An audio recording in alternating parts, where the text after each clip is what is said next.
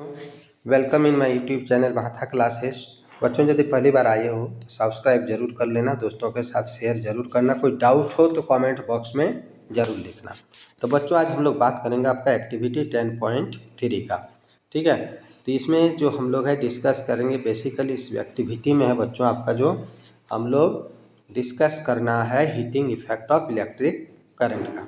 तो बच्चों इसमें आपको क्या करना है कि जो बल्ब के जगह, ठीक है, इससे पहले जो एक्टिविटी पढ़े उसमें बल्ब के जगह हम लोग यहाँ क्या करेंगे, एक नाइक्रोम वायर ले लेंगे।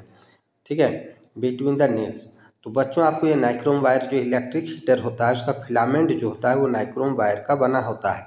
यदि आपके पास पुराना कोई हीटर है तो वहाँ से आप वायर ले लोगे, अदरवाइज आप कहीं मार्केट से दुकान से इलेक्ट्रिक शॉप में आपको नाइक्रोम वायर मिल जाएगा।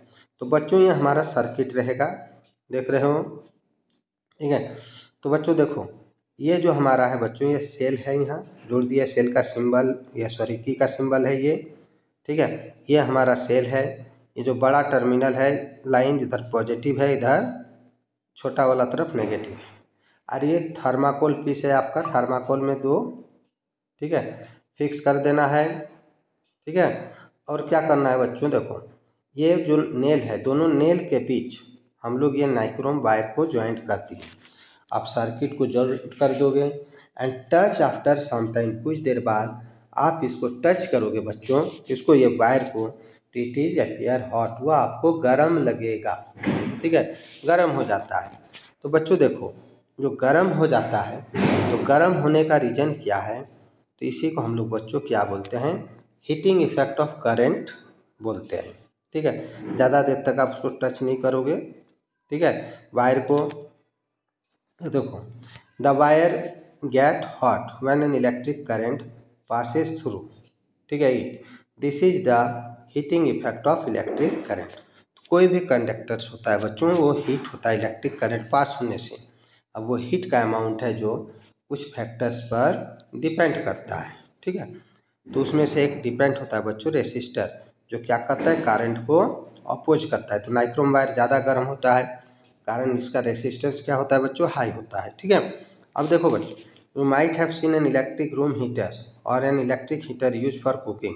All this contain a coil of wire. एक वायर का क्वाइल देखते हैं स्प्रिंग शेप में, तो this coil is called element. Element बोलते हैं हीटिंग एलिमेंट्स, जो आपका एवरी हीटिंग डिवाइस में होता है। ठीक है, और यही हीट जनरेट करता है ये एलिमेंट जो कि नाइक्रोम का बना होता है। ठीक है, अब बच्चों देखोगे यहाँ जो दिया हुआ है आपका फिगर देख रहे हैं, ये आप यदि इलेक्ट्रिक आयरन को ओपन करोगे बच्चों, ठीक है, तो इलेक्ट्रिक आयरन के अंदर ये जो रहता है क्वाइल होता है। ठीक है, ये क्वाइल रहता है जो क्या होता है, हॉट होता है। ठीक है, तो ये नाइक्रोम वायर का होता है। या और दूसरा हम लोग देखेंगे बच्चों, जो देखते हैं इलेक्ट्रिक बल्ब में होता है बच्चों, देखो। ठीक है, इलेक्ट्रिक बल्ब में जो होता है, ठीक है, तो इलेक्ट्रिक बल्ब में जो है बच्चों देखो, इसमें जो ये फिलामेंट आप देख रहे हो बल्ब में जो ग्लो कर रहा है, ये फिलामेंट ये टंगस्टन का बना होता है जो कि हाई रेसिस्टेंस होता है। ठीक है, और ये हीट जनरेट करता है। ठीक है, अब बच्चों देखो यहाँ आगे जब हम लोग देखेंगे, ठीक है, तो देखोगे हीट जनरेशन जो होता है बच्चों हम लोग का डिपेंड जो करता है। ठीक है, the amount of heat produce in wire depend on the material. आपका कौन सा मटेरियल है उस पर डिपेंड करता है। मटेरियल का लेंथ क्या है, थिकनेस क्या है, इस पर डिपेंड करेगा। ठीक है, और उसका जो रेसिस्टेंस होता है बच्चों, ठीक है, इसमें क्या होता है एक रेसिस्टेंस होता है हर मेटल में। ठीक है, उस पर भी ये डिपेंड करता है।